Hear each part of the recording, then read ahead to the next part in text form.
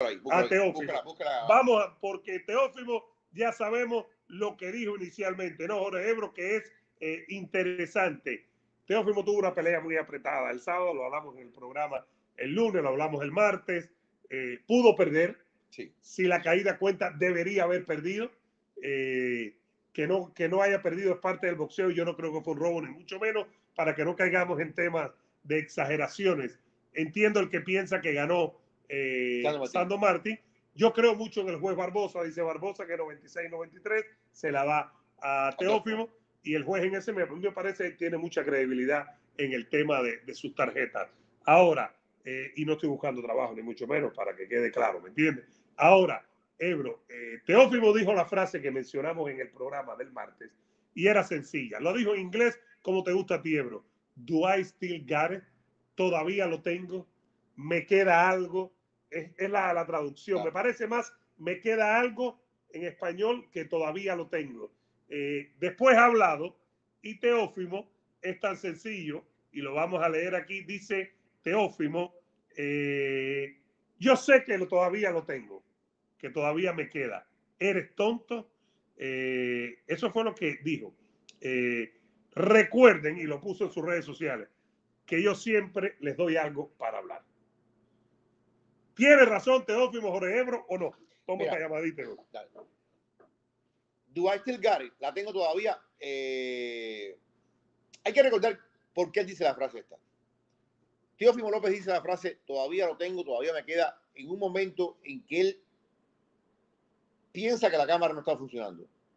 Piensa que está solo con su padre, digo solo en la cercanía con su padre, y por eso viene la pregunta.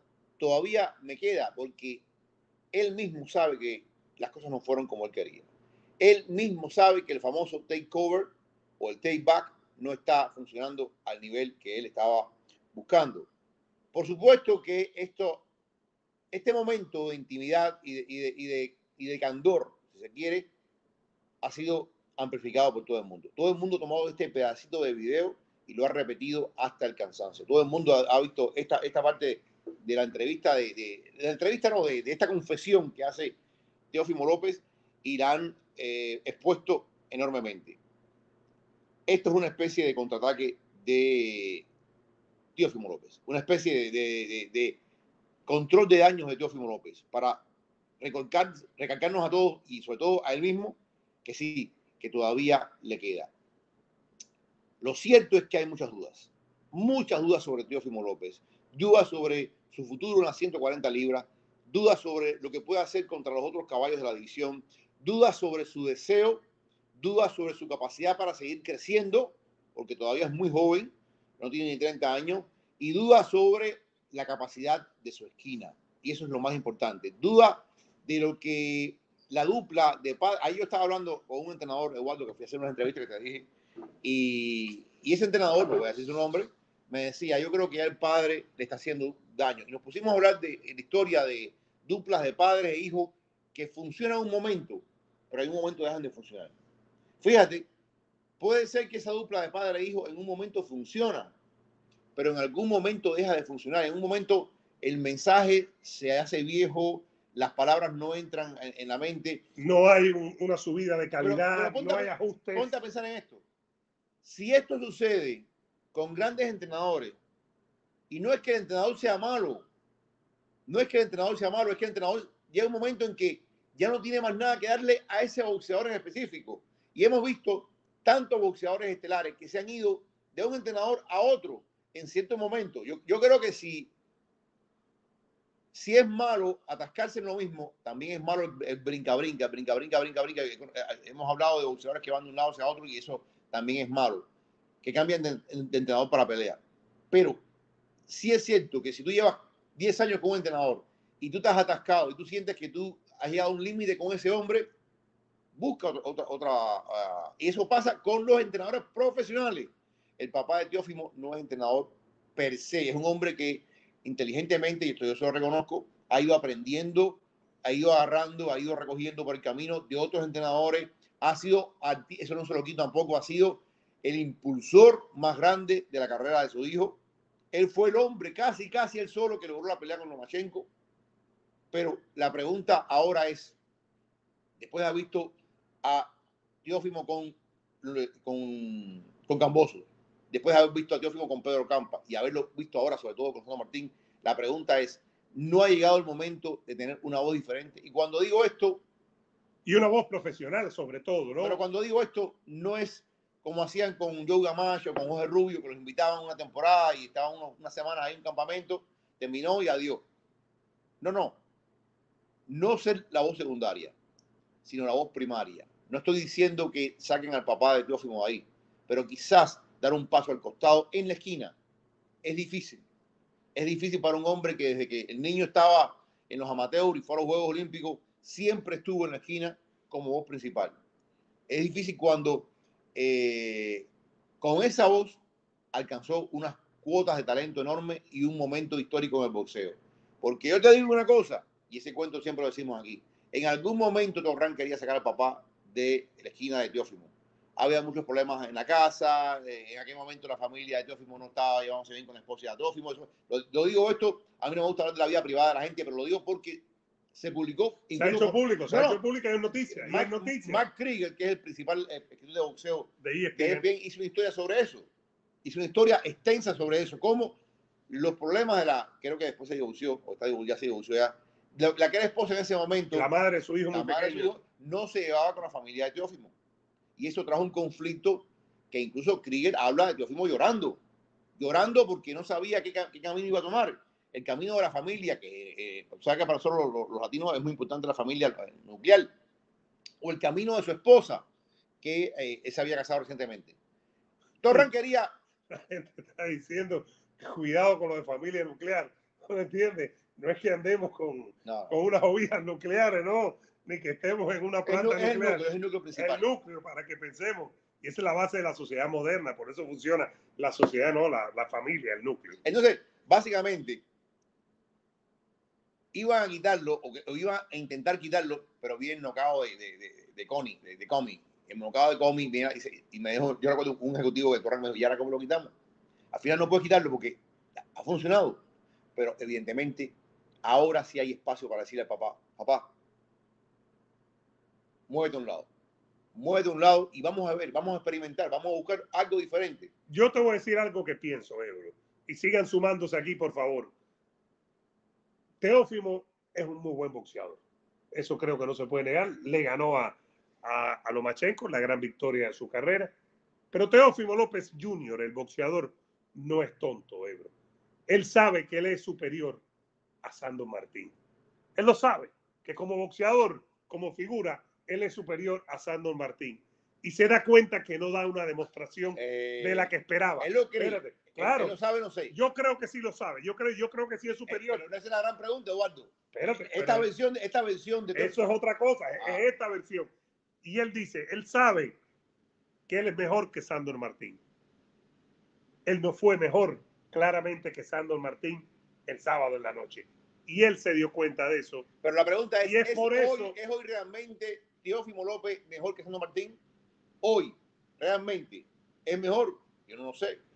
No lo sé porque yo no sé si Teófimo está en un momento de, yo no diría de declive, sino de estancamiento. De estancamiento. Es lo mismo que discutíamos cuando Canelo ha mostrado en las últimas peleas una tendencia a ciertas cosas que no nos gustan y nos preguntamos, ¿no ha llegado el momento para un Canelo en la esquina de Canelo, con todo respeto, o algún reajuste, o traer algo nuevo, o algo diferente? O tal vez la respuesta está en la preparación física. Están haciendo más allá, porque tú puedes hacer tremendo plan de trabajo. Nosotros tenemos una entrevista que vamos a poner hablando. Yo estaba viendo la entrevista porque la voy a publicar en el periódico, Waldo, y lo que decía. La entrevista aquí en Asala.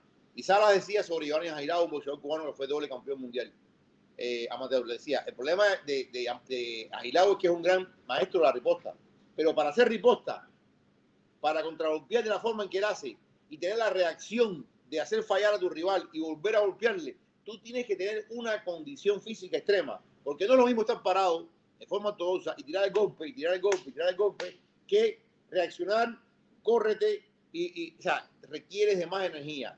La base física es muy importante. Me pregunto, con Canelo, por ejemplo, que hemos visto que se ha cansado al final, si la base física ha estado ahí. Me pregunto con Teófimo, que también se ha cansado un poco, si la base física está ahí. Pero con Teófimo también vemos la base boxística, que no ha estado ahí cuando ha necesitado mostrarlo. Pero esa es la pregunta que todos nos hacemos. ¿Es hoy, en este momento, Teófimo López mejor que Sandor Martín? Porque nos preguntábamos ayer y llegamos a la conclusión de que hoy este Teófimo López no era mejor que Progrés, que José Carlos Ramírez, que Taylor, que Cateral, que Suriel Matías. No era mejor. Entonces, es la pregunta que nos hacemos. Chocó con un muro Teófimo López y necesita de algo distinto. Necesita cuando... sabiduría. Lo peor que hay en la vida es engañarse. Engañarse. Oye, pero me estás dejando solo, ¿qué pasa? Bueno, lo peor que hay en la vida es engañarse. Lo peor que hay en la vida es no admitir la verdad y no darse cuenta que las cosas no están funcionando. Yo creo que el primer gran paso para resolver un problema es reconocerlo. El primer gran paso para darse cuenta que las cosas no funcionan es ser crítico y consciente con uno mismo de qué es lo que no está funcionando. Yo creo que eso es algo que el campamento de Teófimo tiene que verlo como algo necesario, como algo imprescindible. Si hay que dar un paso diferente, si hay que hacer un cambio radical, hay que hacerlo, porque es el cambio o la muerte como boxeador. La muerte como boxeador. Ahora mismo, las dudas que debe tener la gente, la misma empresa Top Rank, sobre Teófimo López, son legítimas. Legítimas, porque al final una empresa quiere sacar plata también. Quiere sacar plata y dice, ¿es Teófimo la inversión que nosotros queremos? ¿Es Teófimo el hombre que nos va a hacer crecer como empresa? Teófimo, después del tema de Lomachenko, ¿te acuerdas que él iba a pelear con Triller? No se dio la pelea. Finalmente se cae la pelea con Triller, pasa por DAZN, pierde con Cambosos. Después de eso, Top Rank le renovó su contrato y Teófimo salió ganando en el tema monetario.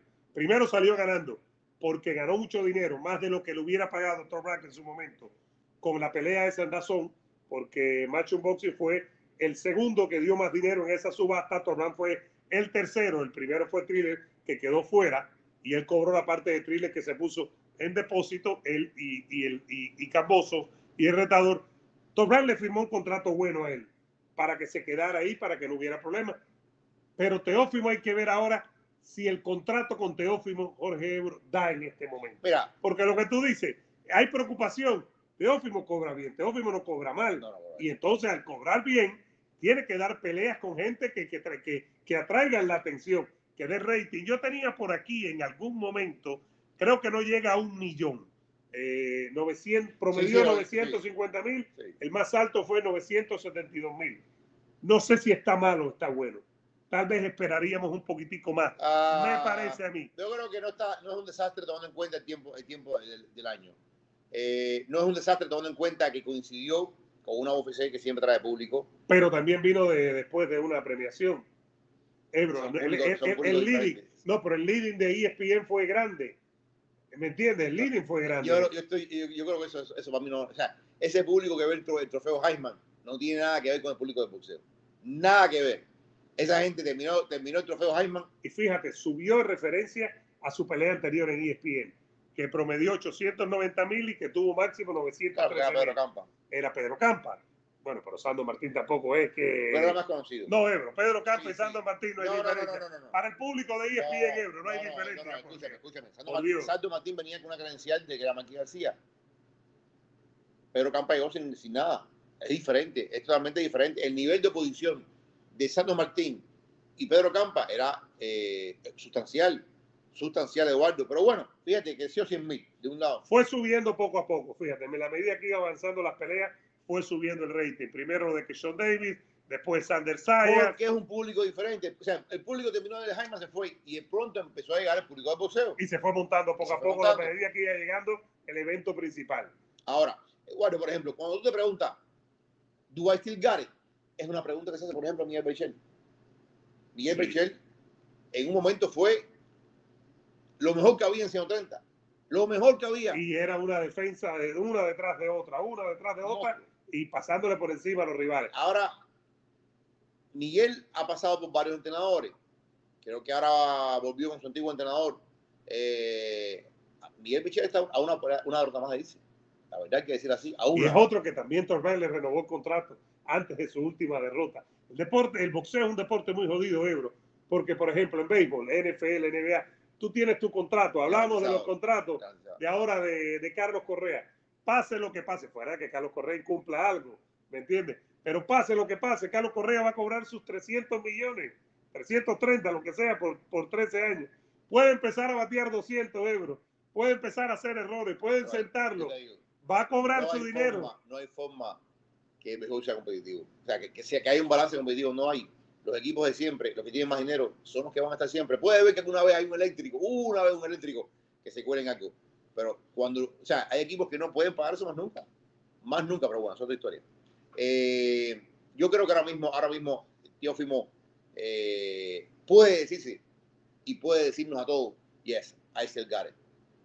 Pero esa no es esa es la respuesta pública.